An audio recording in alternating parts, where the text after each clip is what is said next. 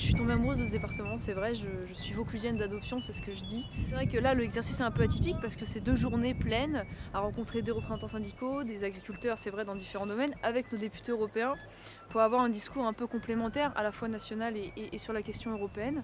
Édouard Ferrand, Monsieur Loiseau, qui sont tous les deux d'ailleurs à la commission agriculture du Parlement européen, et également Dominique Martin, qui est descendu d'ailleurs de son département pour venir nous soutenir. Et on n'est pas là pour venir faire des discours et imposer nos solutions toutes seules, on est là pour justement écouter les problèmes, mais aussi les solutions qu'entrevoient ces producteurs, ces représentants syndicaux.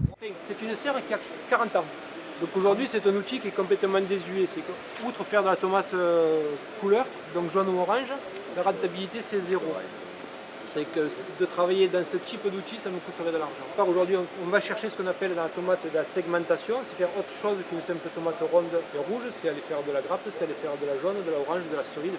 Le marché de la tomate se renouvelle par ces segments. C'est extrêmement enrichissant, surtout qu'en Vaucluse, c'est vrai que l'agriculture est un véritable savoir-faire, une véritable tradition, connue d'ailleurs bien au-delà de ce département.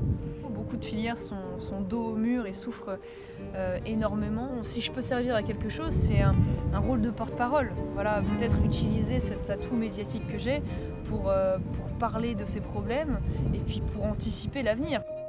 Nos députés européens nous ont fait le plaisir et l'honneur de venir passer 2 jours en Vaucluse, faire plusieurs étapes dans différentes parties du département pour rencontrer des agriculteurs. Ils font comme ça des tournées de région depuis de nombreux mois déjà pour rappeler que le monde rural et le monde agricole sont des mondes auxquels le Front National s'intéresse tout particulièrement, dont il veut porter la voix, cette voix de la France des oubliés, qui travaillent et qui ne demandent jamais rien, et qui sont souvent les grands perdants de la mondialisation, les grands perdants de l'organisation territoriale, et auxquels nous voulons nous adresser. On a commencé par un certain nombre de régions, on passe par le Vaucluse, nous irons prochainement dans la région Nord-Pas-de-Calais, et là nous identifions tous les problèmes, nous rencontrons les professionnels, les institutionnels, avec qui nous partageons, nous confrontons nos idées, et tout ça nous servira un jour ou l'autre pour élaborer le programme présidentiel de 2017. En commission agriculture et développement rural, bien sûr, nous défendons l'agriculture française, qui est fortement touchée, vous le savez, par la politique agricole commune, dans tous les domaines, que ce soit les céréaliers, mais aussi les éleveurs de bovins, les producteurs de lait, les viticulteurs aussi. Enfin, tout ça devient très inquiétant. C'est ce que nous constatons tous les deux, Édouard et moi.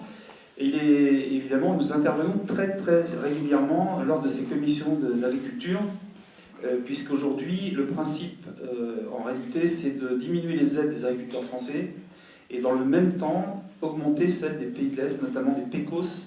On les aide en fait directement à nous concurrencer. Autrement dit, on donne le bâton pour se faire battre. Mais cette agriculture qui est typique et à laquelle nous sommes attachés, cette agriculture de proximité, d'entreprise familiale, de petite promotion, de circuits courts, qui est gage de qualité, qui est gage de traçabilité, eh bien, est en phase de disparaître. Et eux, ce qu'ils veulent, eh bien, c'est nous pousser à la grosse industrie agroalimentaire, comme cela se fait aux États-Unis, avec des centaines d'hectares qui n'ont plus rien à voir avec justement ce modèle paysan qui a fait la France et qui est en phase de disparaître. C'est bien, on va pouvoir travailler en collaboration avec le Parlement européen et au niveau national pour faire passer. Il n'y a pas meilleur expert que les professionnels eux-mêmes pour parler de leurs problèmes. En plus, en Vaucluse, on a vraiment quelque chose de très intéressant parce que, si vous voulez, la viticulture et l'agriculture est aussi vecteur de tourisme, vecteur d'emploi. Bon, c'est vrai que Châteauneuf-du-Pape sont des politiciens qui s'en sortent plutôt bien, mais néanmoins, ils pointent du doigt certaines problématiques auxquelles on n'aurait pas nécessairement pensé spontanément, comme la transmission du patrimoine. Et donc ce patrimoine qui risque d'échapper notamment aux repreneurs qui ne sont pas nécessairement français. Ils nous parlaient des Qataris qui lorgnaient un petit peu sur un certain nombre de domaines dans le secteur, et c'est vrai que on risque de transmettre tout ce savoir-faire à des gens qui n'ont pas nécessairement la culture du vin, qui se font plaisir ou qui sont dans la rentabilité uniquement, et ça pose un problème. L'idée, c'est quand même de garder justement cette idée de l'exploitation familiale, parce que ça participe, si vous voulez, de l'identité de nos terroirs. Pour Marion, pour le Front National, et bip bip.